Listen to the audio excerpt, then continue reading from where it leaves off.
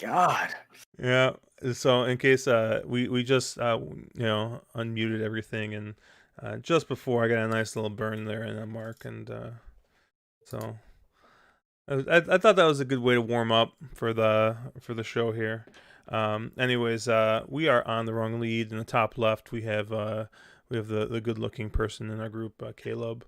Down in the middle, we got expensive bourbon Mark, and I am Josh. We are all on the Discord. I know Mark and Caleb will be looking at Discord if you guys are chatting there. I got YouTube chat up here, and we're gonna talk a little Travers Day.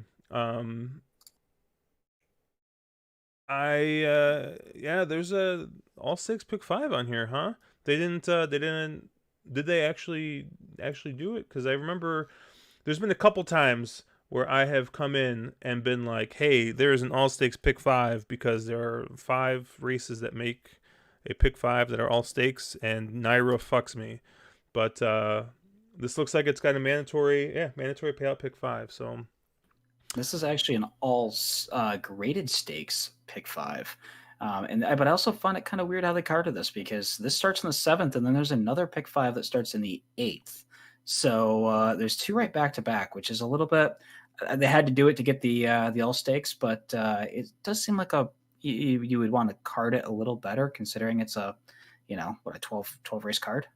Yeah, like I was sort of thinking the same. And like if this was a normal year where you had fans, I could see why you throw the maiden race in at the tail end of the card just to break up people, the mass exodus of people leaving or whatever else. But with no fans, I don't really know why they threw that maiden race at the end and didn't just make the late pick five the same thing as the all stakes pick five. But whatever, I'm not going to complain about an all stakes pick five. It just does feel a little bit peculiar. yeah, I Yeah, was more, I was kind of laughing because when I took a look at this race, uh there are horses that I really like that I don't think I can bet, and then there's horses that I absolutely want to beat that I think I can beat. So there's a little something for everybody here, I think, in this pick five. Yeah, Caleb and I were talking about this earlier, and I think this is one of those sequences that there's basically three horses that I think are going to be singled on a lot of tickets. And if all three of those horses win, or even two of those three horses win, this may pay, $250, something like that. I think I'm going to try to beat a couple of them. And I think if you could beat a couple of them, this has a massive upside chance of paying out very, very nicely. So this is one of those fun sequences where if you have your opinions, and there's, I think we know most of these players, you can get around a couple of them. This might pay really nicely.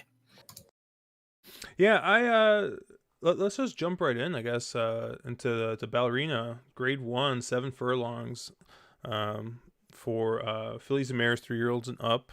Let me get our little desktop view going here. Yeah, that's gonna start race seven. This will be race seven. This is gonna start our pick five. Mark, there is a horse in here that's near and dear to our hearts. In the one Serengeti Empress. And I think that this is going to be the first time that I do not bet her. But what do you think, Mark?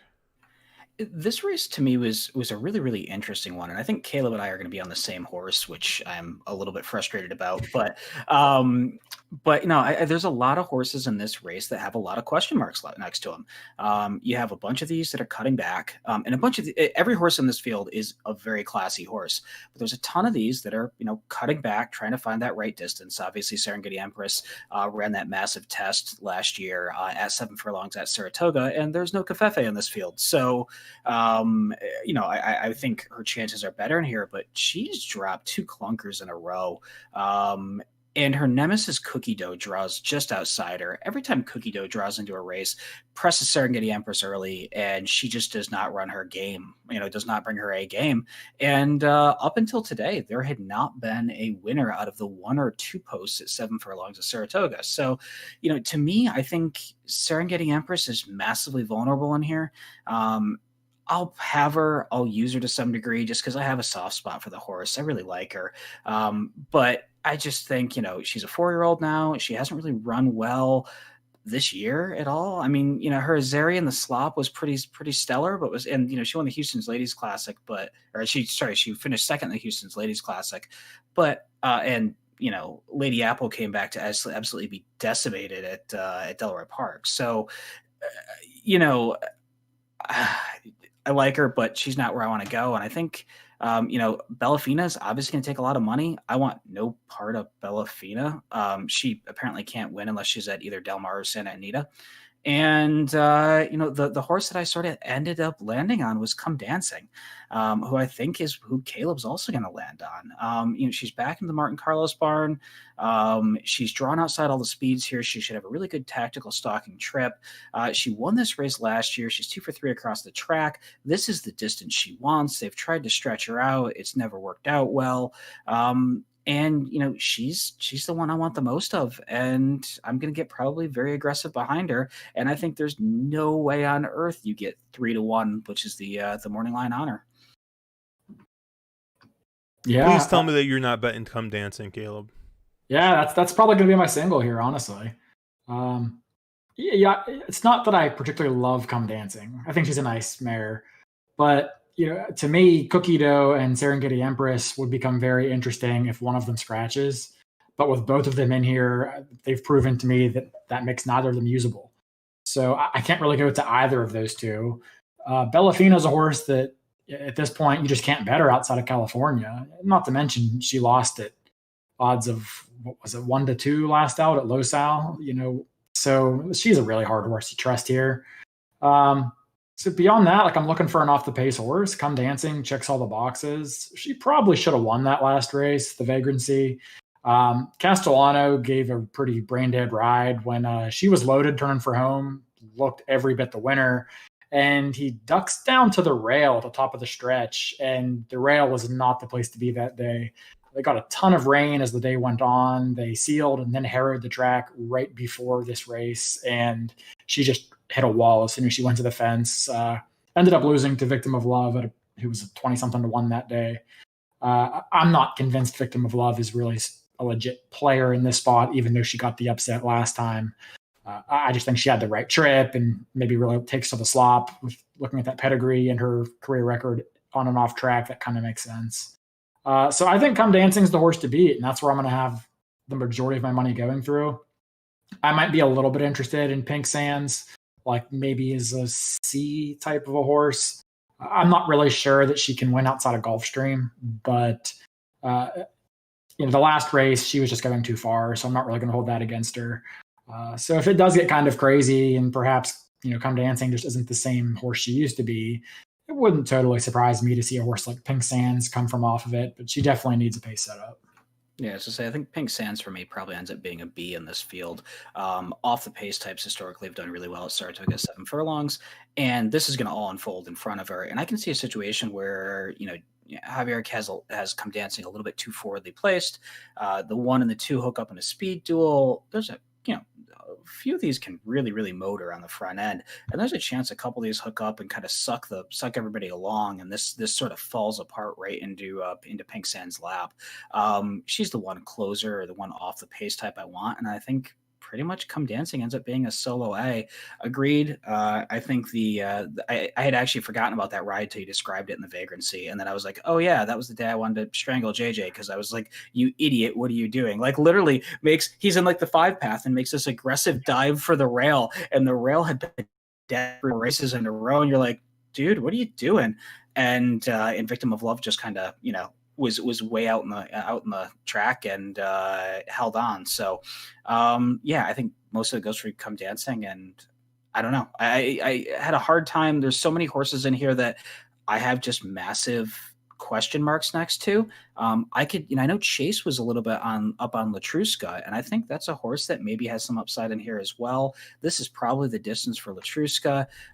Again, gets that sort of just off from the 1 and the 2, can kind of tuck in, get that pocket trip, and maybe Santana can make that Echo Town trip that worked for him last weekend and have that fall into his lap here as well. So that's another one that I think. I'm not sure how I'm going to use Latruska. Probably maybe B or C, something like that. you Yeah, guys are like not even remotely close to what I have here, which is pretty funny, especially because the horse that you guys both hate is the horse that I have as the lone A here, which is Bellafina. Bellafina's best distance, all of her best races have come at 7 furlongs. Yes, I know they've come at Santa Anita and Del Mar, and there's a little bit of uncertainty whether or not she can run outside of the state of California. no, there's But her best races have also come when she's come off the pace. So in here, I think that this has got a chance to just completely melt down. And so my top pick is going to be Bellafina. I am also going to lean heavily on the 6 Pink Sands. Once again, coming from off the pace, because I just think that this thing melts. I know you guys love Come Dancing, and Come Dancing is probably going to get a similar trip that the other two will. But I'm gonna go ahead. I'm gonna fade Come Dancing here. So I'll probably pick the wrong horse.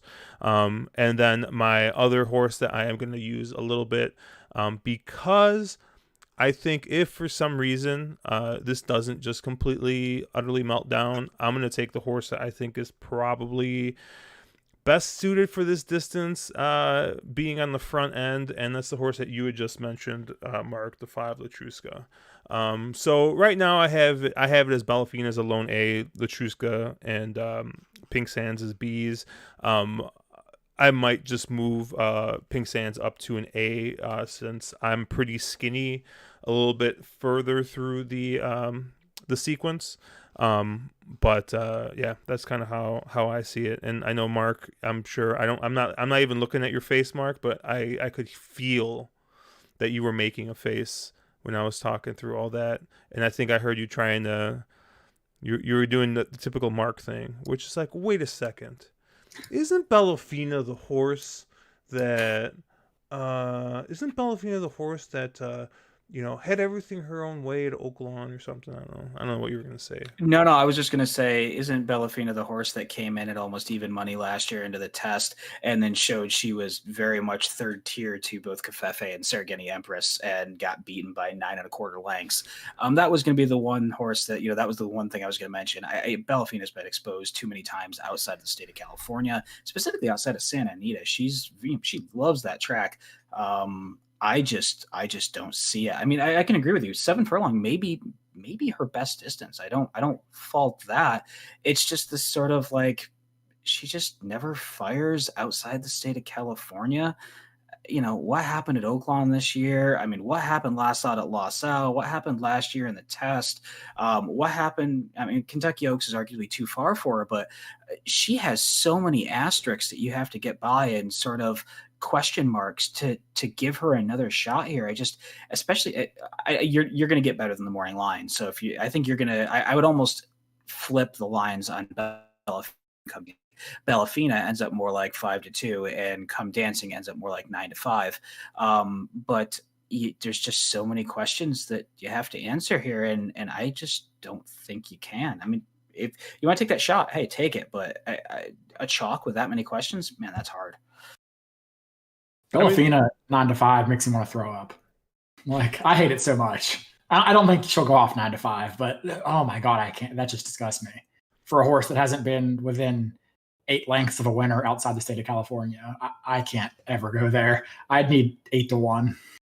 If that makes you want to vomit, why don't we talk about the line in race 8, Caleb? Because I know a horse that you love is the 8-5 morning line favorite in Imprimis.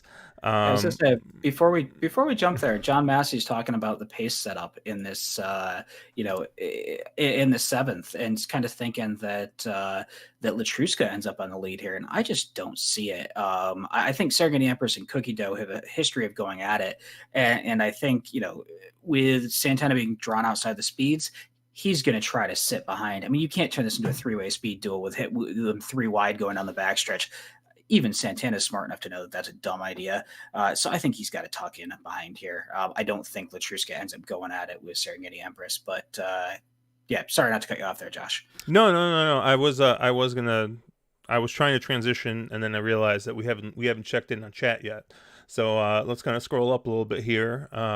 Vengi, who just got 2 job offers today, is saying that you owe him $150,000, Mark. So you might want to check that out there. I'm not going to say why. What do I owe him 150 grand for? You can I'm scroll confused up. here. You can scroll up and take a look at that.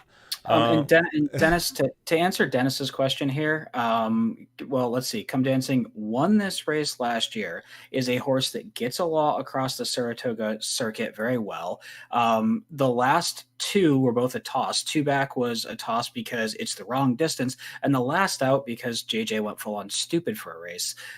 When you get beyond that, she's the horse that I know can pass other horses, doesn't need to be on the lead, can sit that pocket trip. And in JJ at Saratoga, I just kind of trust him. And this horse likes Saratoga and relishes the stiff distance. I think Come Dancing just makes a ton of sense here. Yeah, I have nothing to add to that. I mean, for all the same reasons, it's exactly why I like the horse. For me, last time was the kind of make or break race for her. Like the Breeders' Cup, she just laid an egg. A lot of horses didn't get over the track that day. I was kind of willing to forgive it. Then the Oaklawn race, just way too far. I mean, I don't know why she was even there. So then the vagrancy was, or is this still Come Dancing, or is she just totally off form? And despite the fact she didn't win, she did enough to convince me that she still has talent and can probably still get the job done here. All right, so let's move on here to race 8. It looks like the Troy 5.5 furlongs on the turf. I'm just going to go ahead and talk about this race real quick because I hate this race. And I see Imprimis 8-5, and normally I'd be like, I want absolutely no part of Imprimis at 8-5. Unfortunately, I think Imprimis's like C effort should still win this. However, I have been fooled before, and so that's why I'm only using Imprimis as a B in this case. My A is going to be the 7 Chewing Gum here. You got Belmont and Rosario.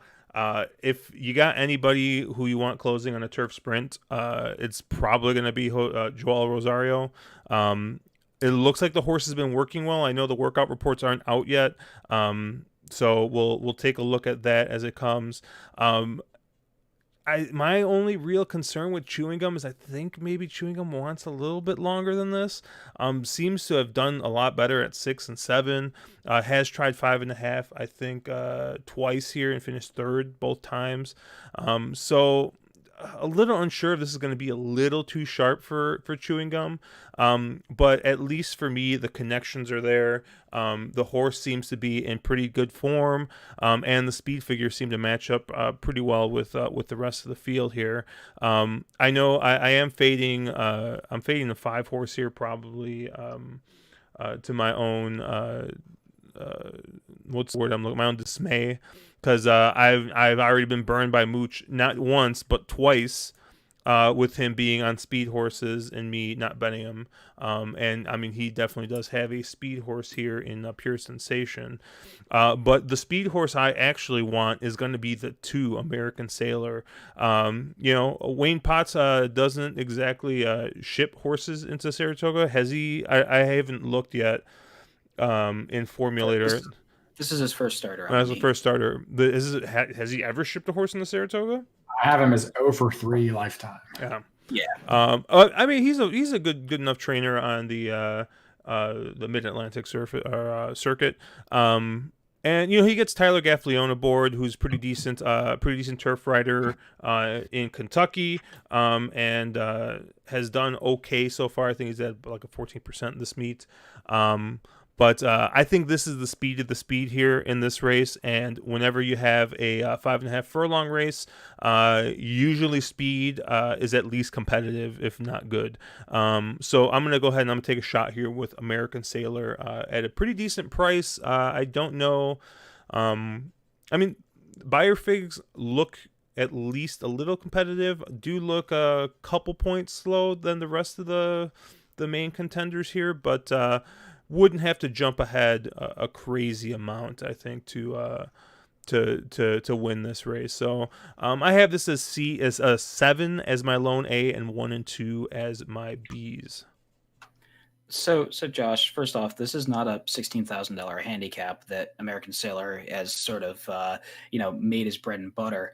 Um, Taylor, Gaffleone up on this horse, is that the kind of hustlebug speed jock you want on your speed horse here?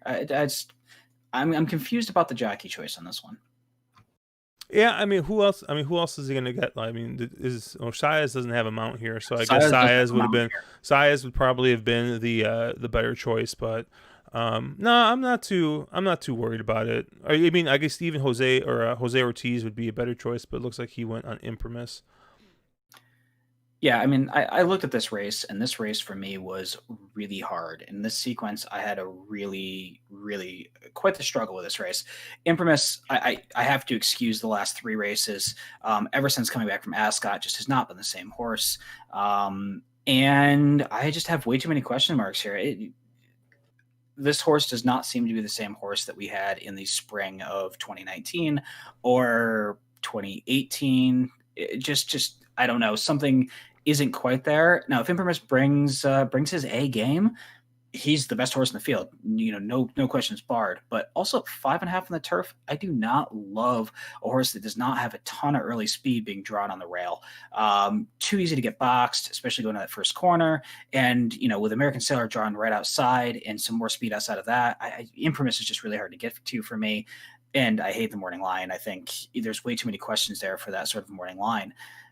For me, I want to go back to the Pure Sensation but the 9-year-old has probably lost a step or two or three, and I have a hard time going back. Kendrick's been great on Pure Sensation. Pure Sensation is amazingly classy. Finished, third in this race last year to Leinster and Disco Partner. So, the class is there, and as an 8-year-old to get it done. So why not as a 9-year-old? I mean, Clement's been on fire. But I think I want, and I can't believe I'm saying this, I want most of my money going through Shecky Shabazz. A horse is 2 for 2 across the circuit, 3 for 7 at the distance. So this is the distance, and loves Saratoga. If we can get that lucky coin from last year across this track, that should win this quite easily. Jose gets off, but Arad gets up, who I'm not that concerned about. Should be able to, has speed drawn inside, can sit that pocket trip. Arad should be able to tip out in the lane. He's been riding phenomenally good this year. And I think I want most of my money going through Shecky, but I'm going to be pretty spready here. I want some Shecky Shabazz. I want some Pure Sensation. Agree with you on Chewing Gum. I do very much like that horse and could see that horse coming from off the pace if this gets a little crazy up front. And I can even make a little bit of a case for Lawn Twist, quite honestly. So I don't know about your American Sailor, and I don't know if I want any Imprimis at all. I'll probably use Imprimis defensively in like a pick 5, but if I was playing a daily double or a pick 3, Imprimis is going to be completely a toss for me. Man, how are you going to just throw shade at Josh's 2-horse and then make the horse that lost to the 2-horse your top pick? I did just do that, and I'm completely okay with it. Thanks for bringing it up. Anyway, I agree with both of you in parts. I agree with Mark that this is a hard race, and I haven't given pretty much any thoughts to my structure yet, but I'm probably going to want to buy this race in some fashion. I'm the biggest Imprimis fanboy around, but I have to admit he has not been the same horse since Ascot. This is probably the softest field he's faced since then, to be fair, but you have the layoff to consider. He's got the rail post. Rail's 1 for 23 so far this meet. It's not an easy draw to win from, especially for a horse that doesn't have a ton of early speed. I'm not going to let Imprimis beat me, but I don't like him at 8-5, and I think a lot of other horses could win here. I'm not really in love with Josh's 2, but I'm not going to beat him up for the horse either. It's an interesting race because I always want a horse that has at least some early speed. But the 2 leaders here, Josh's 2, American Sailor, and then 5, Pure Sensation, neither one really do it for me. I think the 2 is a little cheap. I don't really trust those Laurel, Maryland shippers. The 5, I just think Pure Sensation's lost a step. I mean, you see a lot of wins on there, but the vast majority is at Parks and Penn National. I don't know what he's really beating at some of those tracks. He kind of missed the break in his last 2 starts. To me, that's kind of a sign of a horse who's starting to go off form a little bit. May not really want to do too much racing these days. And as a 9-year-old, I can't say I blame him.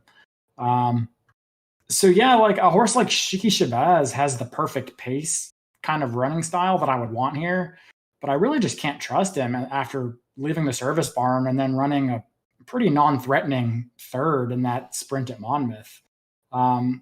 He kind of looked to be tailing off form prior to leaving the service barn anyway, and then that last start is doesn't really give me much confidence. I mean, you're kind of betting on him to rediscover form from the better part of a year ago if he's going to actually win this race, and that was in the service barn, which as good as Clement is, service had something else going on with those turf sprinters. So I ended up on the same horse as Josh as my A with Chewing Gum. I don't love a dead closer in this spot. I don't like it at all, actually. But I do think this is just one of the few horses that doesn't have a ton of questions to answer form wise. He does seem to be going the right direction. He's improving since they switched him back to the turf. 5.5 might be a little on the sharp side for him. I do agree. But Rosario's been really good on turf sprints, and I'm hoping that the 5 and the 2 hook up and set it up for a closer. I don't feel great about it, really. If Imprimis had a draw that was a little more to the outside, I'd probably be using him more prominently. But off that rail, it's kind of forced me to be pretty spread here. So I'll be using Chewing Gum the most. I also actually really like Pulsate. Neither of you mentioned him, and I don't know that I'd say I really like him per se. But I thought his last race was really good. That was his first start in about 7 months, and he was pretty wide most of the time. He had the 10 hole, and he ran like a horse that kind of needed one there. He is stepping up in class, but out of the class ladder here, you have young horses that are improving, moving up in class, or some back class horses that seem out of form. So I'm going to give the edge to some of the younger horses here that might be on the improve and see what they can do. So I'll probably be using the 1, 6, and 7 most prominently, but in all likelihood, I'm going to ABC buy this race. Yeah, my and maybe this is me reading way too much into this. And Mark, maybe this might be more in your wheelhouse here, right? All right. You see 2 Christophe Clement horses here, and I know that Rosario hasn't ridden either of them, but Rosario's not on either of them, and he stays on Chewing Gum. Does that say anything to you, or do you think, hey, Rosario's never ridden these horses before, even though he's like Clement's go-to turf guy? That doesn't really matter. For me here, I think it doesn't really matter. I mean, Irad has done very well for the Clement barn. He's probably not their number 1 string rider. I think Clement does tend to favor Rosario, but they were 21% in the last year on 24 mounts at Saratoga. Anybody who's turning 21% at anything at Saratoga is doing phenomenally well. So I think Clement uses Irad just as well. I think Clement is, I don't know. I mean, Kendrick does have some back history with Pure Sensation, so it makes sense that, Kendrick does have some back experience with Pure Sensation, so it makes sense that Kendrick gets that mount. And quite honestly, Irad does have some service barn history on Sheki Shabazz as well. So and a couple of wins. Well, I guess I'm sorry, that was Jose that got the win, not Irad. But no, I don't think it screams that this horse is not ready to go. And just knowing Clement, why is he running this horse here when there are other lesser races he could run this horse in if he didn't think it was that good? I tend to give him, I'll give him a mulligan for that last time out at Monmouth. Maybe he's just still trying to figure the horse out and how the horse wants to work. Unless I see a workout report that screams that says that Sheki isn't ready to go here, I'll give him another shot. All right, let's take a look at the chat here. Stuart Guthrie, shout out, keep pounding, says that American Sailor, Wire to Wire, really, I only shouted him out because he agreed with me. By the way, in the time we were talking, I moved American Sailor up to an A, so I have 2 A's here, the 2 and the 7. John Massey saying he prefers Tyler at a route as opposed to turf sprint. Yeah, I mean, I don't really mind him either way. I think that I prefer him much on the turf either way versus the dirt. And John's Saez or Kendrick, which is what we were talking about. I think the turf front runner person there. Second time Clement. Yeah. So John also likes Shecky, it looks like.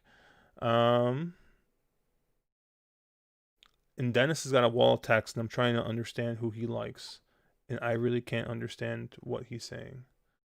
But that's pretty typical Dennis. So, he likes a 7, but he might be too far back. Fuck, Yeah. our 7 is got no shot. Yeah, I guess to keep pounding, and also your point, Josh, they are. It looks like they're going to have the rail out to 27 feet, which is as far out as I've seen it the entire meet on the outer turf. And that, the 2 being the inside drawn speed, plus the 5 sort of missing the break his last 2 starts. That makes me a little more interested in the 2. Not much, but a little bit. I mean, you're buying the race anyways, so you really don't care. Yeah, just about whether I'm making a B or a C, honestly. Yeah, I guess, and maybe final closing comments here. This is sort of the geriatric turf sprint division, and I understand what Caleb is saying. You want that, that new fresh face, that new up and coming horse, and I think you guys going to chewing gum, it makes some sense. Like, I think that's a horse that's interesting on that younger up and coming horse angle. I just wish there was some more options. Like, where's that, up and coming? Where's that real up and coming 4-year-old in here? That it just, this is a race that it wouldn't surprise me if the favorite wins, and it wouldn't surprise me if the longest shot on the board wins. I want some coverage in here, just because I don't really trust anybody. There's too many question marks. Really wish we had a horse like a. I don't know, just like an Alexandra, a Leinster, a Totally Boss, like any of those horses I would take pretty quickly in a spot like this. Yeah, Alexandra in here would be really interesting. Where's Belvoir Bay?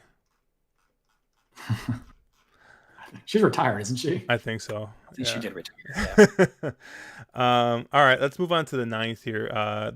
Is it the Waya? The Waya. Is that how you pronounce it? Really? It is. You hit that one. You pronounced it properly. Oh, what was that? Is that your chair? It's my. Yeah, sorry about this. My chair. Yeah. So before we get into that, why don't we didn't do our normal thing at the start, which is say what we're drinking. And I just thought about that because I think I'm about to pour myself my second drink. I got little Ezra Brooks barrel pick from our local store here. What do you got there, Mark? I figured, it was Travers weekend, so I'd get myself something nice. So a little bit of Booker's. Yeah, I went the other direction, and I haven't had a bet in 2 weeks, so I got Buffalo Trace. Oh, there you go. That's all right. That's good enough. I debated about getting Buffalo Trace when I was at the store, but I just, it's good. But I almost always have a bottle on hand. It's the best $23 bottle you can buy, in my opinion. But yeah it's great. Nice. It's great. Quality for price. It's awesome. Yeah, I bought a handle of it the other day because the store that I shop at had a store pick, like they picked out a special blend of it or whatever, and so I bought a handle of it. It was like $44. I was like, dude, this is less than I pay for half of a normal of like an expensive bottle of bourbon. This is gonna last me like quite a while, so it was a good purchase. And I am being told that it's Waya by Road Warrior 627. Road Warrior, I think, if I remember correctly, he's at Lake George right now. So if anybody knows how to pronounce it, it would be Road Warrior. I think he said Lake George. He is the authority. I've always heard it pronounced Waya, but I could be Where's wrong. John Clendon? Where is he at? It's not the name of a town, though. So it isn't. Are you sure this isn't? Are you sure this isn't the town that John Clendon lives in? Stakes? No, Did I miss one? That's Glens Falls.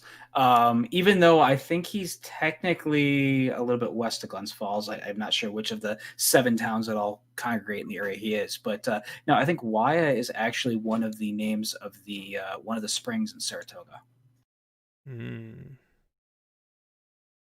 All right. So why don't we take a look at this next race? Caleb, I think this is your turn. This race is, I don't know, this is a fucking other mess. It's a turf marathon. Of course, it's Caleb's chance to step up and talk about all the horses he hates. That really has become my wheelhouse. And first up on the list of horses I hate is none other than my sister Nat.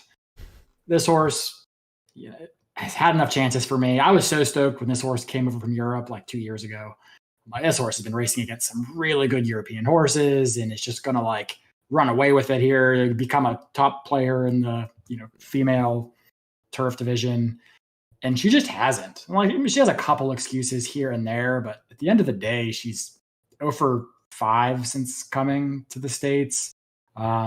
She runs fine, but also she's second in a 6-horse field, third in a 5-horse field, and then fifth in an 8-horse field. Like, not that impressive. This horse is going to take money. Chad Brown's been really cold. I'm going to not use that horse at all. And unfortunately, I don't have much of a creative opinion here, and I do think the favorite is probably the horse to beat, the one Mississippi. I think in her first start in the United States, she ended up winning a race, actually the Glen Falls, ironically enough, at Saratoga, for that matter, on the inner turf. And there was a nice race. She came back and ran a super nice race in the Flower Bowl, losing by less than a length to Sister Charlie, who was a monster at the time. And then something clearly went wrong in the Breeders' Cup. Like I kind of said earlier, Santa Anita was playing a little bit quirky at that time last year. I think they messed with the main track due to all the breakdowns and had it kind of really deep and slow. The turf out there is very different than the turf on the East Coast. It's a lot shorter. It's a lot faster. Maybe she just didn't care for it. A lot of those horses that ended up winning that day were forwardly placed, and she found herself 18 lengths back. So, I'm willing to forgive that effort. Graham Motion's on the record saying, this is his Breeders' Cup horse for the filly and mare turf. He thought she was a little bit tired out at the end of her 2019 campaign last year and maybe just wasn't firing because she wasn't fresh.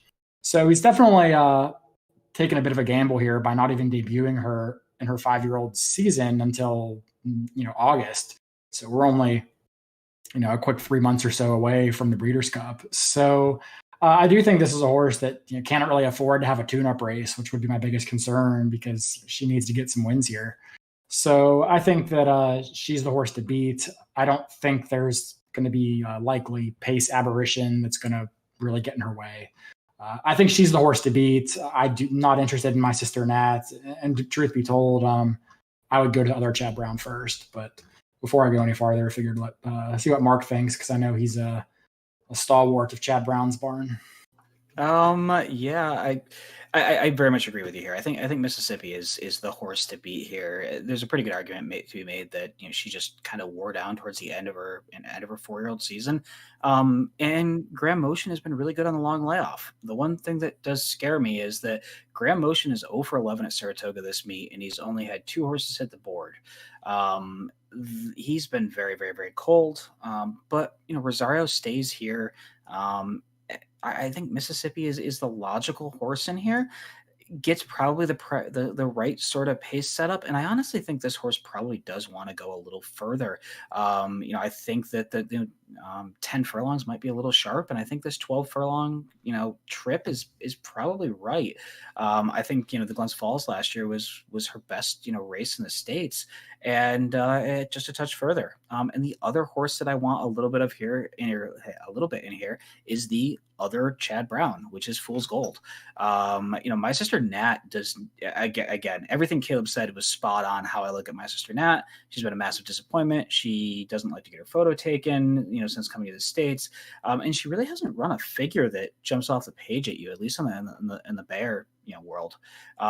But Fool's Gold so this inner turf at Saratoga can play a little bit wonky, and Fool's Gold is your defending champion in this race. Won the Weil last year, and it's arguably the best race she's ever run. She jumped up, took it. I don't really think she beat a ton of other great horses in there, and kind of fired into a fairly slow pace. They were. I mean, I don't know. I mean, is 50 flat and for 1.5 miles isn't, I guess, super slow, but it's also not a cranking pace.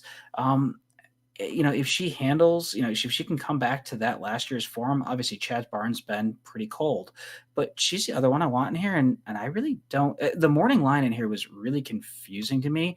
Another broad, really 7-5 first time on turf. He's an MTO, just so you know. Oh, is that an MTO? Yeah. Okay, I'm sorry. Okay, I didn't have the flag up. I was sort of scratching my head like, "What?" Yeah. I was like, "Wait a second here. That was bizarre." Anyways, yeah, I think besides that, my sister Nat has not been not really. She needs a pace setup, I think, and I don't. And she even when she gets one, she doesn't really sort of get it done. Um, and but beyond that, there's just nobody that jumps off the page in here. And maybe you play this sort of as a probably how I'm looking at it is two A's and then buying the rest of the field with C's, just because honestly, I don't necessarily love either Mississippi or Fool's Gold. And I don't know. I mean, I don't know who else jumps up and wins this, but is there a chance somebody like a Bo Bell gets a little loose on the front end and steals this? She likes Saratoga, maybe.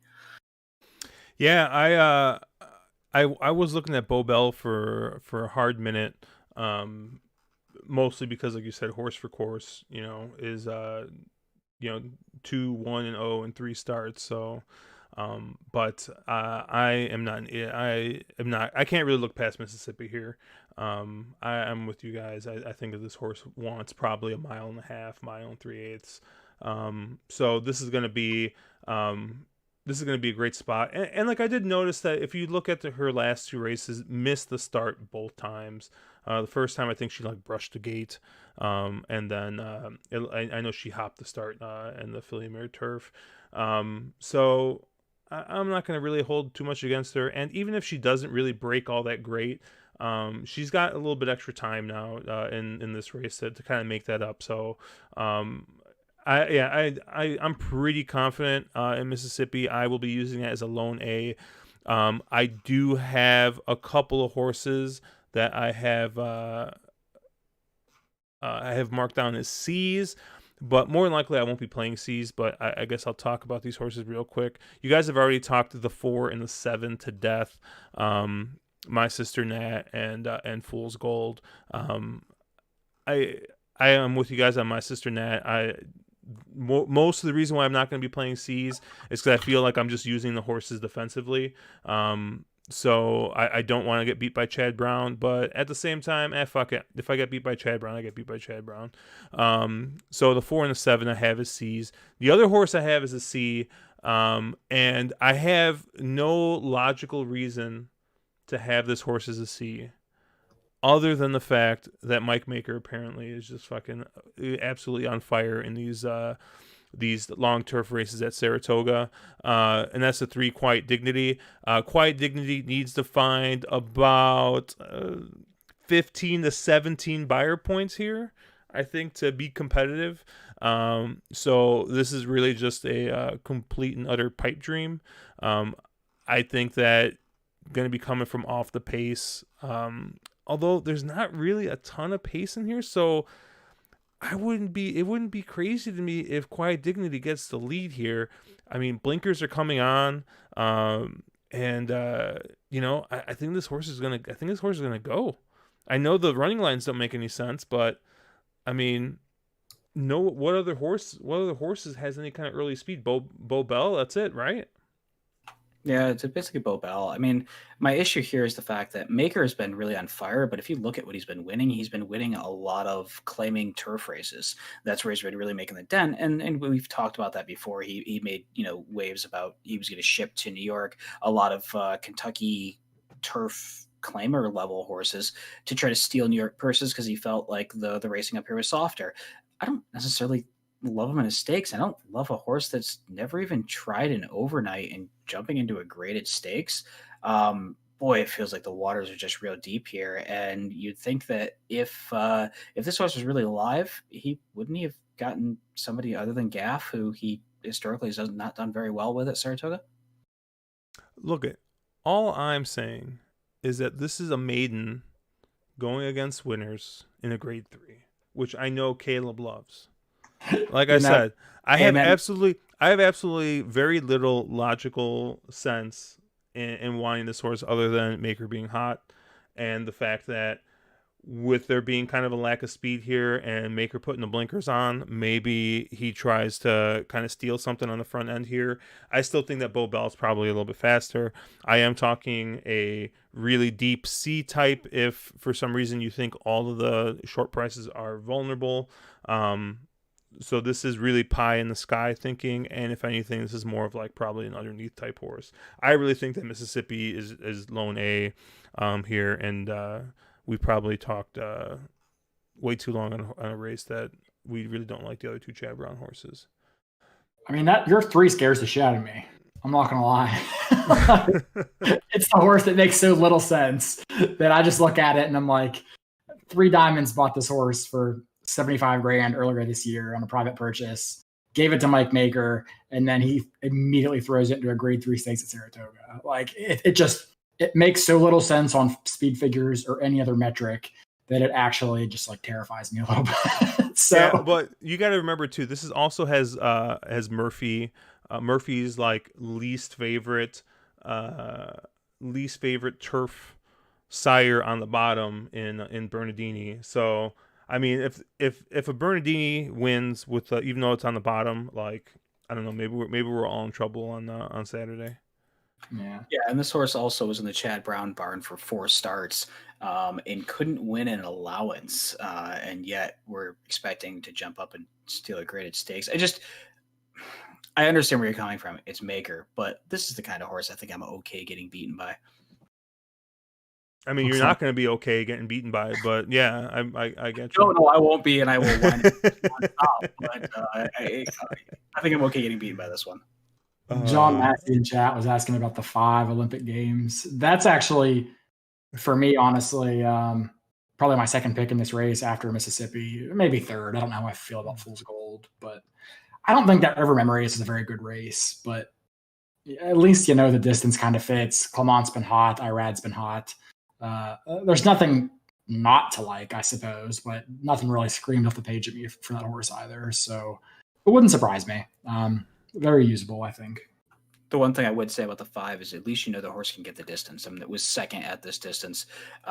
So you at least give this horse a little bit of clout just on getting there. The figures don't really fit. You want to see, I mean, I would want mid 90s, and those mid 80s don't kind of get me all excited. But yeah, I would say probably third in what I have right now. Briz loved the figs on that race. Just, I know we talk about this all the time, but these long marathon races on Brisnet, you can't trust the speed figures. They always come back way too fast. Yeah, you can only compare them against each other. You can't compare them across distance races. So yeah, that came back. The last 2 have come back pretty soft in Beyer figs. Yeah, like I said, I haven't had a chance to do real big deep dive, like like looking at how these horses from these races have come out afterwards, or whatever. But yeah, I just think Mississippi makes most sense here. We got anything else in chat here? Dennis is all over the the Maker horse, so that Quiet Dignity has been completely mushed at this point. All right, let's move on here. There's a lot of love for the Mississippi. There's a little bit of Olympic looking like a sneaky play there. Groundhog calling that out. Mile and a half turf races on 7/8 turf courses make me sick. Old Road Warrior. Yeah, I don't really know what to say to that beyond. I mean, it is what it is. So, race. Let's take a look at the next race, the test. I'm going to be very short here and just say that Gamine wins this. I hate Gamine here. What are you seeing here, Mark? I mean, yeah, you look at that last figure, and if she runs that last figure, she destroys this field and wins by 20 again, right? Like, there's no getting around that. I don't know. I never trust these Baffert horses back to back. They always seem to kind of fire one big race and then they fire a dud. And I just really can't trust her here. And I'm probably being stupid and trying to get around her. And I realize she's a deserving 3-5 favorite based on, she's undefeated. Well, I guess she's technically 2 for 3. She was disqualified from whatever money, but Yeah, I mean, she's illogical. I really like Venetian Harbor here. I'm sure Caleb is going to beat me up for liking Venetian Harbor, but for me, Venetian Harbor is improving type. This is the proper distance. We're going to get a real class test versus Gamine, see if she's legitimate here. I like her cutting back to an appropriate distance. I think they tried to stretch her out, try to get a little more distance than she really wants to go. And I expect the figs to improve here. You're getting Rosario. He's been, obviously very good this meet and very, very tactical chalk. And if you're an optics person, actually Venetian Harbor's figs on optics and optics standards come back faster than Gamine's. So, and also I know Tommy's going to give me crap about this, but doesn't a horse jumping up 12 buyer points from their second start to their third start scream bounce to you? Doesn't and I realize Gamine can bounce pretty hard and still probably win this, but I want to try to beat her. I realize everybody and their brother is going to be singled around her. Maybe it's a little bit of a game theory type of get around her, but I want to beat her, and I think Venetian Harbor is how I want to try to do it. Yeah, I see both perspectives here. I think Gamine nobody wins if Gamine runs that last race besides Gamine. And realistically, Gamine can bounce somewhat and probably still win. That last effort was just unreal. I mean, just one of the best races, on a speed figure perspective I've ever seen for a 3-year-old filly in June. That being said, the only reason I would really try to get around her is from a game theory ticket construction perspective. I do think that she's the likeliest winner. She's probably an overwhelmingly likely winner. But everybody's going to see that. This horse is going to be probably, I don't know what she is in the morning line. I'm guessing she'll be probably 3 to 5, 2 to 5. 3 to 5 on the morning line. Yeah, so she's half that. She'll be short. There's not going to be any value in here. And even if you catch bombs in the other legs, which I just said, I like Mississippi in the previous race, I don't see a ton of bombs coming in. Like Gamine is going to be such a strong single for so many people that if you can afford to use 20% of your budget and try to get around her, I think that can overwhelmingly reward you if you end up being right. So from that perspective, I agree with Mark. I don't hate the Venetian Harbor play at all. If you look at the pedigree, Munning's on top out of Speightstown. She never really wanted to go that far. I think her talent was able to just overpower a field in that grade 2 at Santa Anita back in February. But realistically, I think that she was always going to be best sprinting. And I think her last 2 races kind of confirmed that. So I love the cutback here. I think that makes a ton of sense. And I think she is very dangerous here. It's tough to wire these 7 furlong races. I do expect her to make the lead over Gamine. I think Gamine's going to be forced to rate. So that'll be a little bit interesting to see how she handles not making the lead by herself for once. But the way I sort of look at it is, to me, like the way Gamine loses is probably in a speed duel with Venetian Harbor. So despite the fact I don't think either of these horses are very good, I'm going to have a small ticket using both the 1 Up in Smoke and the 3 Mrs. Danvers. Out of all the off the pace types, I think that might have a chance to pick up the pieces. Those are probably the 2 that I'm regrettably or reluctantly most interested in. That being said, I'm still going to have probably 80% of my money going through Gamine, probably 10% going through Venetian Harbor, and then maybe 5% going through each the 1 and the 3. But that's probably how I'll tackle this race. You don't think that Wicked Whisper makes the lead here? I mean, they have to go, don't they? Santana's up. They have no choice but to go to the lead. I mean, I was assuming my thought was going to be Wicked Whisker was going to be sent. Gamine was going to have to try to stalk and pounce. And I guess I trusted Venetian Harbor a little bit more to be able to sit a pocket trip, although she's never really had to. So she probably has the same downside that Gamine has. Yeah, I like you taking it off, a contrarian off the pace type there. That probably makes some sense. Yeah, I don't think Wicked Whisper can get the lead over Venetian Harbor personally. I know she's more of a sprinter, but I know you have Santana, but unless Rosario does something unusual, to me, Venetian Harbor is just not a horse that really wants to rate. She just has she's like a Serengeti Empress of sorts, to where she won't fight you behind horses, but she just isn't effective behind horses, I don't think, just watching her run. So I think they're going to have to put her on the lead and make the rest of the field come get her. So I think if Gamine loses, I don't know that it's because Venetian wires. I think it's probably because it melts.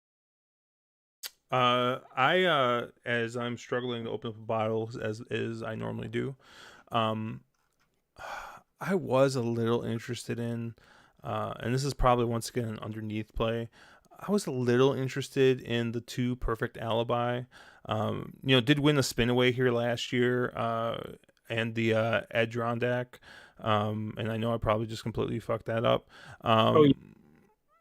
But won both those sprinting coming from off the pace here at Saratoga. Now I know Mark Cassey has been cold as ice, and like I said, Tyler Gaffleone, I'm not always thrilled to bet on dirt. So I mean, is probably gonna be every single penny of 20 to 1. But I think that this is a horse that you would be able to key underneath in some plays here. And I think would also be interesting in as a C type along with the 1 and the 3. If this is just a complete and utter meltdown, and the 4, the 5, and the 6 all go and just beat themselves into submission, I am not completely sure that Gamine doesn't just put them all away still and just win anyways. But yeah, that I could definitely make a case for the 2 as a C type. I'm not interested in the 4 or Venetian Harbor whatsoever in this race. Yeah, I don't. If it wasn't Mark Cassey, I'd be completely with you on that 2 horse. But he's just been terrible lately. He had like a 3% meet at Churchill or something. He was like 1 for 29, and now he's 0 for 18 at Saratoga. Like any other trainer, and maybe, but I got a hard time going there with the way his barn's been firing lately. Plus, Irad jumps off. Yeah, and the more I look at this, I do want a little part of Mrs. Danvers here as well. Obviously, we've made the comment that the 1 and the 2 posts have been pretty bad, 7 furlongs. Mrs. Danvers is the closer that's drawn outside, and probably can make an argument is the best of the closers. And getting back to probably what's the appropriate distance. Yeah, I think you had said it. It was a horse that I looked at first, and just name recognition, I went, well, that's a horse I'm interested in. And then I kind of went, boy, the figures have just never been there. But the more I look at it, I want some part of it. I don't know how the structure ends up being, but yeah, I'm almost honestly thinking I'm going to use both Gamine and Venetian Harbor as A's. Maybe I try to sneak Danvers in there as a B. I realize that's pretty front loading a race that looks like a chalk fest, but I like doing that in a bit of a contrarian play, and that would be more of a pick 5 type of structure where I'm okay being a little bit more levered like that, because if Mrs. Danvers wins, you're going to get paid a lot better than the equivalent 8-1 morning line in the horizontal wager like a pick 5. All right, let's move on to the big one, the Travers. Not the most exciting rendition of the Travers I think that we've ever seen. But I mean, there's a couple of little interesting storylines here. Tiz the Law won the Belmont. It's coming here. Horse has only lost once in his career at the Kentucky jockey whatever, I forgot what that is. But as a 2-year-old, to who did he lose to? Silver Prospector and Finnick the Fierce. Otherwise, has made pretty quick work of everybody this year. Is going to probably be the overwhelming favorite in the Kentucky Derby. And then we have the up and comer Uncle Chuck. Out of nowhere. Just like all these other Baffert horses that he just happens to uncover under rocks, usually in June and July, that come to take these stakes races later in the year. And they're both, they're the big favorites here. Tiz the Law is even money. Uncle Chuck is 5-2, which LOL if you think you're gonna get 5-2 on Uncle Chuck. And then you got a bunch of other horses here. Mark, what do you think here? Yeah, I mean, I think obviously the race, your conversation about this race begins and ends with Tiz the Law. Saratoga Stables is Local Connections. If anybody is remembering that name from back in the day, those are the connections that won the Derby with Funnyside. They're local Saratoga connections, and there's a pretty solid argument to be made that they would rather win the Travers than win the Kentucky Derby. And I've heard that a lot, and I imagine Tiz the Law is very, very pointed for this. He's 5-6 lifetime. Figures wise, he doesn't tower over this field, but I think this is really a massive target for these guys. And the horse does like to win. And you can make a pretty good argument that, if you toss that Kentucky Jockey Club, where he just didn't handle the off track, he really has never faced a massive challenge. Nobody's ever kind of towed him down the stretch. He's just kind of walked away and been pretty handwritten. Manny seems to really get the horse. I think it's hard to get away personally from him just being a lone A, but there are some horses that are a little pricier that I do want maybe as B's and C's. But I'll let one of you guys talk about what you think here on top, and then we'll go from there. Yeah, so I think that this race does go through Tiz the Law. And depending on what your opinions are earlier in the sequence, like I wouldn't fault anybody from just singling that horse. That's not how I'm going to approach it, mostly because I like some others at some prices. For me, I think there's 4 horses I have that could probably win this race. The 2 obvious ones with Uncle Chuck and then Tiz the Law. And then I think that Max Player, much to Capone's amusement, and the 7 Caracaro also have a shot here. I do think that Tiz the Law is obviously the horse to beat. But my biggest concern with him is that he hasn't really gotten any better since February. It's not that he's running poorly by any stretch. I mean, he's beating fields by 3 or 4 lengths. So he's done nothing wrong. But in terms of like thoroughgraphs and in terms of, I think, buyers, I don't trust the Briz numbers too much. But I don't think he's really improved since that Holy Bull effort. I think he's consistently running in that upper 90s, maybe 100 level buyer fig. And that's 3 starts now. He hasn't really moved forward. I'm a little bit concerned that maybe he just peaked a little bit early.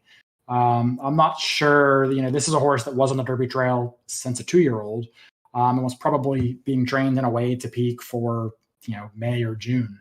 I'm not so sure how he's going to handle now coming into August, going 1.25 miles.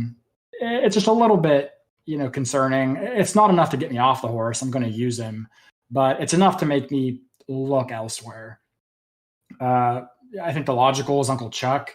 It's a horse that's really tough to figure. He hasn't really beaten much. I mean, he's beaten a combined total of, 7 horses in his 2 career starts. I guess that looks a little better when you note that 1,000 Turds came back to win the Shared Belief and actually beat 2 pretty highly regarded horses. And Honor AP and Cezanne in that race where he stole it on the front end. I don't know if that makes me think less of them or more of Uncle Chuck, or maybe a little bit of both.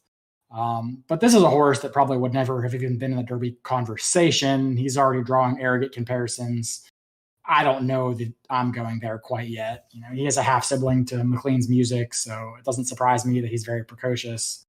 But to me, that's another one I'm definitely going to use, but he needs to be a little more battle tested before I'm really going to hitch my wagon there. So before I ramble on too long, I figure I'll give Josh a chance to jump in. Yeah, I see it pretty similar to you. I do have this now. I went a little bit more narrow early in the sequence. So here I am going to be using 4 horses. I do have both Uncle Chuck and Tiz the Law as A's. Uncle Chuck I moved up pretty much strictly based on connections. Louis Size has ridden this horse before. I do not want to get beat by a Bob Baffert shipper at Saratoga, especially if he is anywhere near 2-1 or 5-2. Tiz the Law, obviously most likely winner, I think, pretty easily. But 2 horses I do have as B's. The 7 Caro, who you also already mentioned. I think that there are there probably are faster horses in here early, like Chivalry, and maybe even Uncle Chuck might be a little bit faster. But Carl ran a really, really good race last time out at Saratoga in the Peter Pan. And the other horse that I'm going to use is going to be the horse that beat him, the 2 Country Grammar. The thing I really, really like about Country Grammar is it seems like the horse has just improved at every single step of the way. Buyers have consistently improved. I think this is the type of horse that is peaking at the right time for I guess the 2020 Derby. This horse would obviously have not been. I don't think would have made the gate if the Derby was earlier. But seems like a little bit of time off has really helped the horse, and just the buyers have improved every time out. Ran a 96 buyer last time out, which at least puts him in the conversation in this race, especially if Tiz the Law runs a little bit slower, which bounces a couple points, and I think that that Country Grammar's right there. So I'm going to go with the 3 and 6 as A's and the 2 and 7 as B's here. Yeah, my issue with Country Grammar is I think last time was sort of the race that they were pointing towards. Second off is historically sort of in a big improvement angle. And I understand your thing that this is a slowly improving horse, but I don't expect, at least in the figs that I'm looking at, from that allowance win at Belmont in June to the Peter Pan was quite the jump up. I don't expect another jump forward, and I think Country Grammar really needs to again improve to move forward again. The one horse that I kind of alluded to at a bit of a price that I really liked was Caracaro. The 7. That's a horse that has slowly been improving, and you're getting that second off angle here. I realize it's no name connections all around, but it's a horse that pedigree is there, both top and bottom. And, I think Caracaro and the Baffer end up being my 2 Bs here with Tiz the Law as an A. And I probably don't go any deeper in here. I don't think spreading in this race gets you any value. I think it probably, to me, goes through one of those 3. An argument can be made as well for Max Player. I think on the same line, that sort of second off line.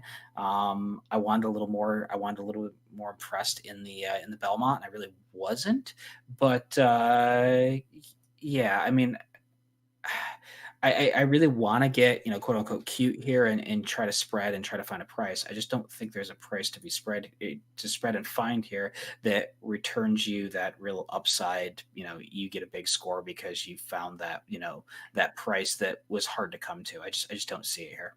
Well, and so I know you say Gustavo Delgado is no name connections, but I think he's got a couple of big horses that people know, such as Bodie Express. And then I believe he won the test a couple of years ago, didn't he, with Paola Queen? And I guess when I said no name connections, I probably implied that wrong. What I was implying is he's not a known New York trainer. He's not somebody that has a big stable in New York, which ships a lot of horses up here. He's definitely a Florida trainer, and he's known in that sort of Gulfstream Park circuit. Didn't mean to dismiss him too much. He does have 94 starts on the year, and he's a 17% trainer. And didn't want to beat him up. Just more along the lines, he's not known local connections, and he's not somebody.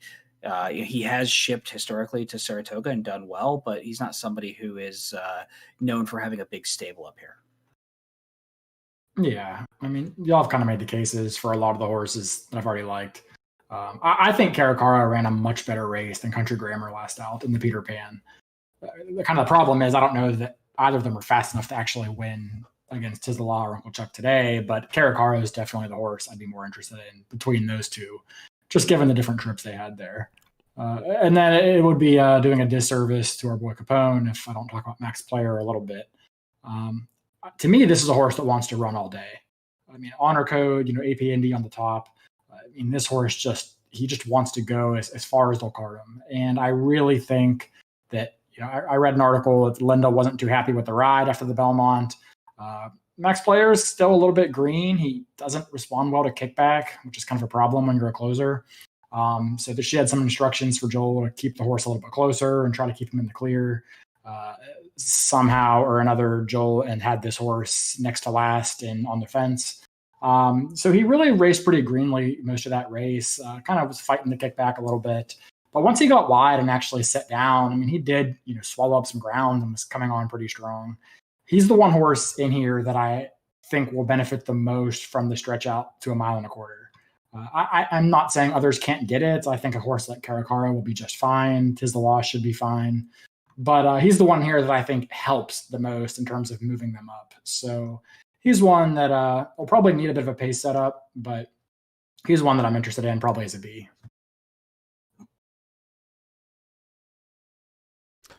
What are your feelings, Caleb, on Uncle Chuck stretching out?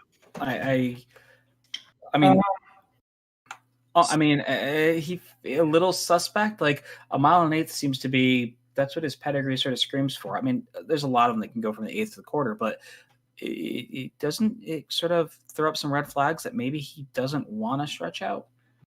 Yeah, like to me, it's a bit of mixed signals, I suppose, because it really, I mean, Uncle Mosh, I don't say they're classic 1.25 mile kind of horses. But I think he should, he's a good stamina influence in his own right.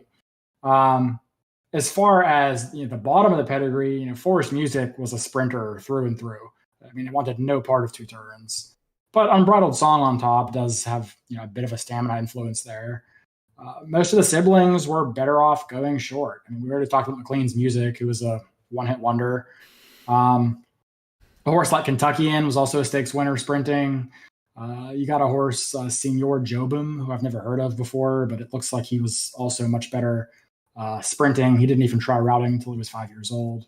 And then Electric Forest was the only one who was a filly who did decently enough routing and sprinting. So she's the only one. So yeah, I don't love Uncle Chuck going 1.25 miles. But I do think visually he does, if you watch any of his races, he does have a long stride that looks like it would lend itself to doing better as races get longer. But from the pedigree alone, I don't know that I see it. Yeah, the other one that's a little interesting with Uncle Chuck is that this is a Stone Street homebred that they sold. Sort of a little bit head scratching that they would let somebody go that, obviously this horse is very, very well touted. I realize it's a business. It was a sale. Horse went for $250K, but out of Stone Street, that seems interesting that they let somebody go that's now this much of a precocious talent.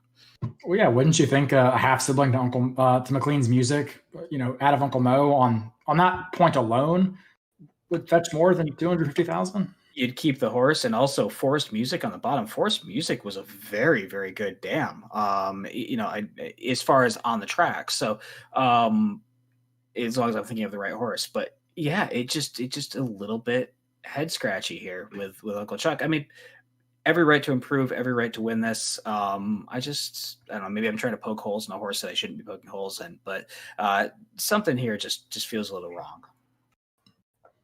Yeah, Forest Music definitely won a couple of graded stakes, or at least one. Yeah, one the Miss Preakness and one the honorable miss. Honorable miss, right? Yeah. Okay, I remember that honorable miss win. Yeah, and I guess I'm probably trying to poke holes in a horse. I don't think you get 5-2. I think this horse is going to go off at 7-5 or something like that. I think this horse takes a ton of money because of Baffert coming to steal Travers, and that's become a known thing.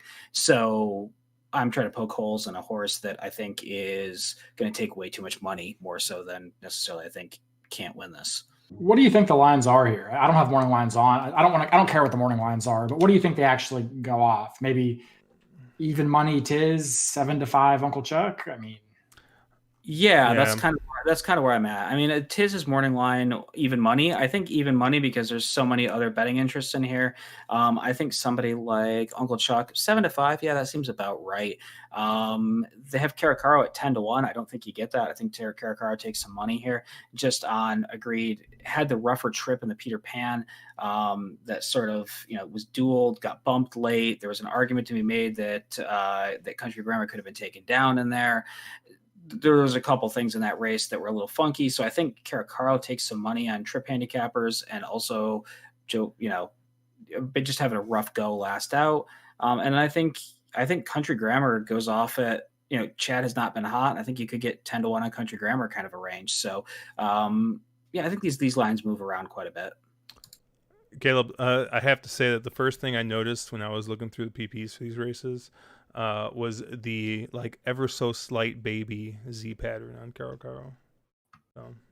I actually didn't even notice it. I got to go look now. Yeah, I mean, it's not really. It was that, took the lead at the top of the stretch and got, passed by a neck and did take a bump.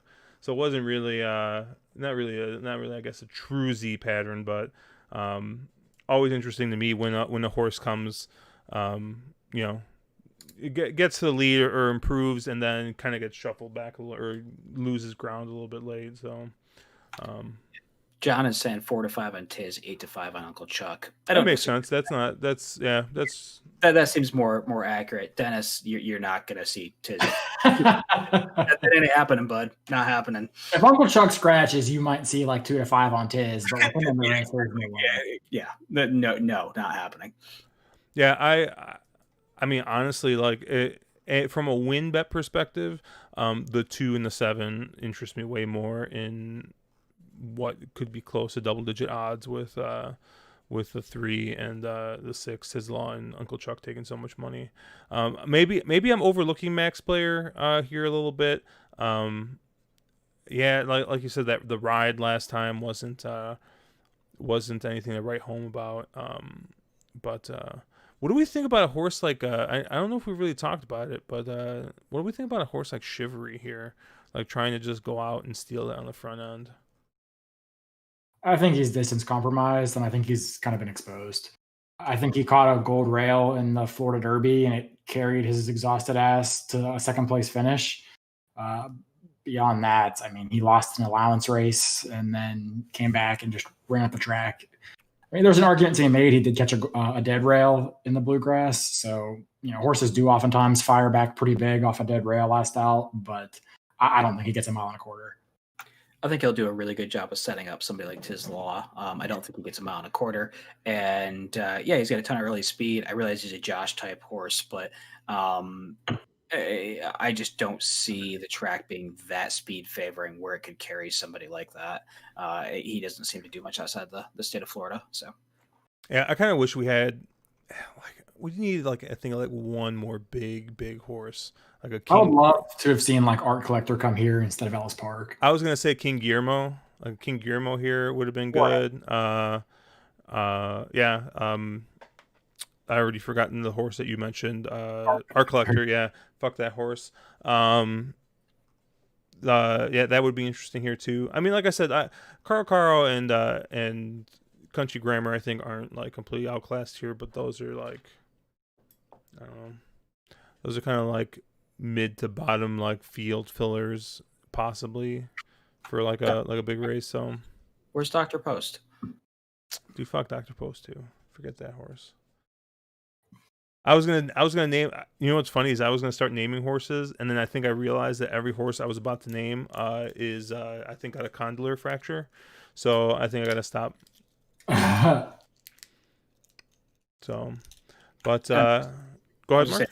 If you are looking for a fun race, the 6th race looks amazingly loaded. It's there's about 6 different hype horses in that mile to 16th Turf Maiden that are I think there's about 6 different horses in that race that I've heard are the next fastest horses ever run on a track. So that race is going to be super interesting and super fun from the betting standpoint, and super excited to see that race, to tell you. And that's the lead in. I obviously don't play the Empire 6 because jackpot wagers are stupid, but that'll be a very fun race to just sit back and watch. When in doubt, single the American Pharaoh. There is a mandatory on the pick 6 on Sunday. Dude, do you see the works on this American Pharaoh, the American Monarch, dude? Bill Mott Firster though. Oof. Yeah. I've seen a lot of Firsters this meet that have had stupid good works, and none of them have won. So you know what? I'm gonna let it beat me. Yeah. So let's talk about, how did Aspen get a Galileo? Dude, I was just thinking that. Of all that, I mean, this race is stupid.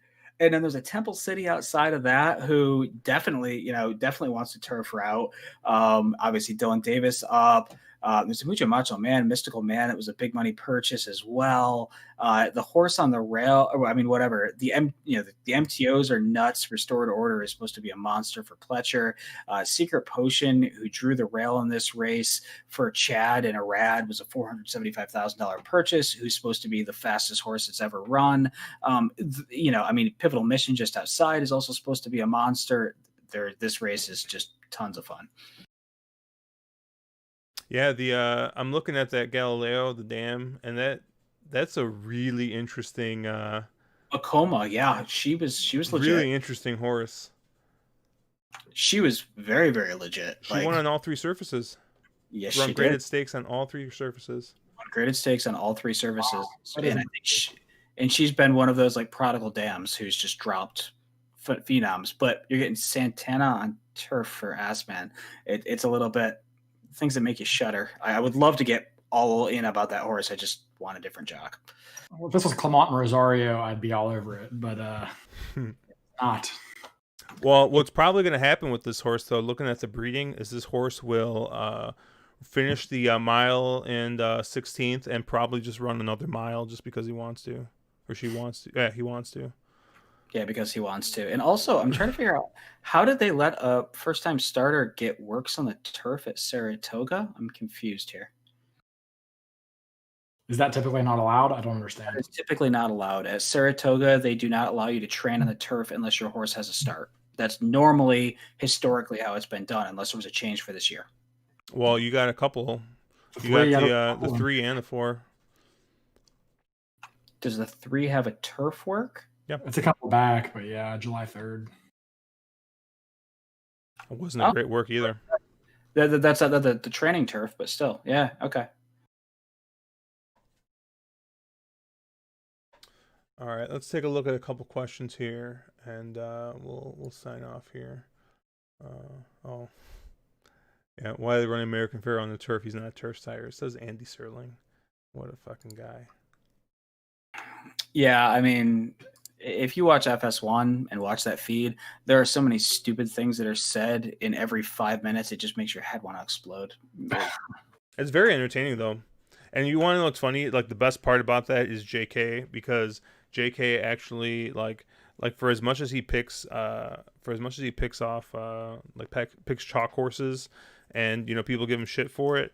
There was one day, I forgot which day it was, where there were 2 prices that he liked that I also liked at like 10 or 12 to 1. He gave them out on the feed, and sure enough, both of them won. So I mean, the guy knows what he's doing. And I think most people would probably think that he's what makes it bearable. Although, like, if you don't actually listen to what Andy Sherling has to say, like, you don't like take it like for gospel, I think Andy Sterling is entertaining because he just argues with fucking everybody, and I think that's just hilarious. So, yeah, Andy's very good at putting out great content. He's extremely opinionated, and he has logic to back up his opinions. Now, his logic is 95% of the time wrong, but at least he's using some sort of something that's legitimate. It's not I have a gut feeling. It's I watched this race, and here was a troubled trip, and I'm going to get behind this price because of it. I respect that. And to answer Dennis's question, 2019-2020 Saratoga 17% with a 67-cent ROI, and 2019-2020 overall 33% win rate at $1.48 ROI. That's Al Stahl and Rosario as a combo. So it sounds like they're fairly high percentage, but they are a lot of chalk.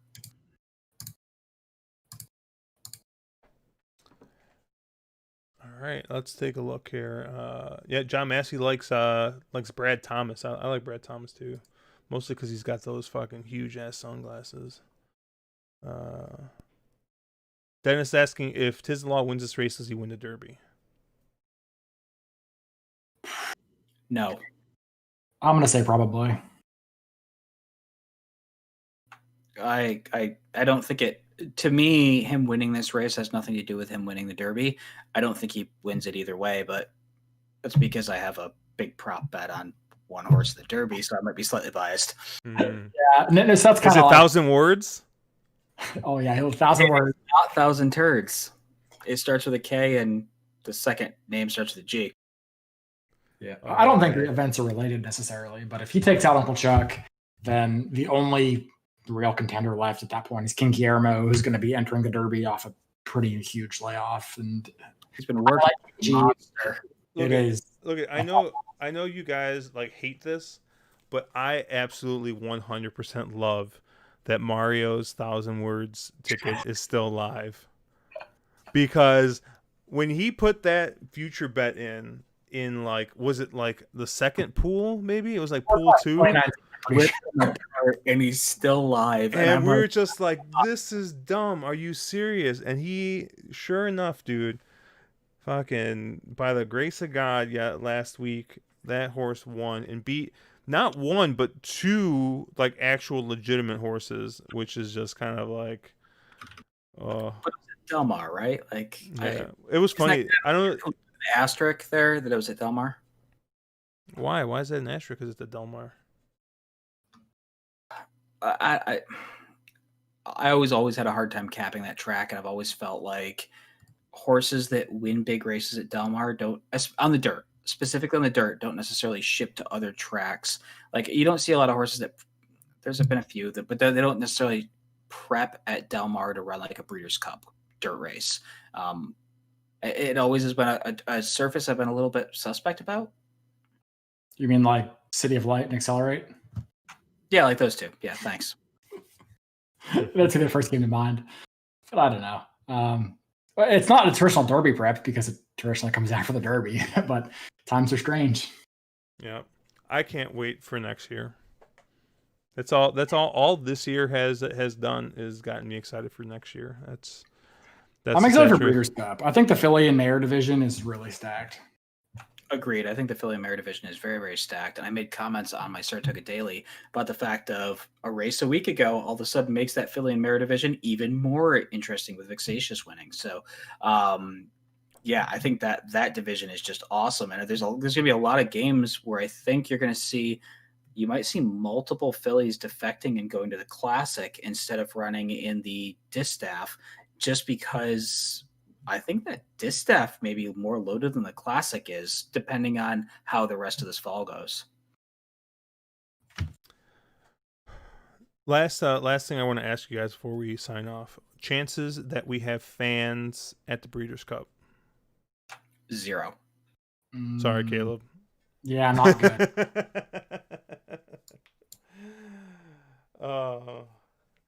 What do we have next weekend, stakes wise? Is that Pacific Classic weekend? It might be. I know Mark won't care, but I'm actually out of town next week, so if you guys are going to be doing something, the Classic's the 22nd. Oh, so it's not that. What's the Saratoga got?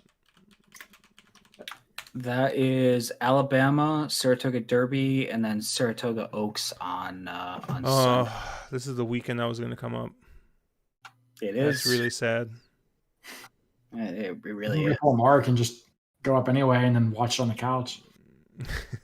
Mark, you want to just fly out to Vegas next week? No, I don't want to fly to Vegas right now. No, but you can come sit on my couch. Dude, it's better than Chase's couch. No one died on my couch. Ooh. Yeah. So next week I'll be next week should be some we got some good races coming up next week. Alabama. Bama's gonna be real interesting to see. I don't know who the probables are there. Is Dunbar gonna run back on the Bama? Or no, wait, Bama. I'm sorry, Bama's 3-year-olds. Yeah, I would say who are your prospective 3-year-olds that are? I know that's always like a big day for Saratoga, but I can never really get into Alabama. Yeah, but not this year. The way that they structured it, there's no props. Yeah. They moved a bunch of stakes races around, and Alabama Day normally, and correct me if I'm wrong, Mark, but doesn't Alabama Day normally have like 4 or 5 stakes that day? It does. Alabama is the only graded stakes that day. Oh, yeah, wow, I graded a bunch. Yeah. Well, no, I think isn't Saratoga Derby is not graded. Oh, it's not graded. Okay. No. Yeah, I mean, historically, there's been 3 or 4 that have been on the undercard that have been really good stakes. None of those happen. I mean, obviously, the Peter Pan ended up at Saratoga, which has never happened before. And you saw, the Travers this weekend is 2 weeks earlier, 3 weeks earlier than it normally is. It's normally the last Saturday in August. So, obviously, COVID has really mucked with schedules and things have moved all around. So, Yeah, if you're looking for like high profile 3-year-old races, like this is pretty much last weekend until the Derby, just because no one wants to have a big prep within 3 or 4 weeks of the Derby itself. The race I'm really, really looking forward to this year is going to be the Sword Dancer. Because guess what? There is no Arlington to pull any Chad Brown horses away. So Sword Dancer should be absolutely filled. You know what I'm really looking forward to? Kentucky Downs. Ooh, Kentucky Downs would be good too. Yeah. I can't wait to see Mark dive into Kentucky Downs for year 2 with their low takeout bets and see what happens here. Kentucky Downs is awesome. I had a riot there. It's a cool track. It's a track with a uphill front stretch. Who doesn't love that? And and also just talk about classy stuff. The cool thing with Kentucky Downs is the fact that it may be one of the few tracks you can actually go and pull your pickup truck up to the rail and sit in the bed and watch a race. Actually live, see horses.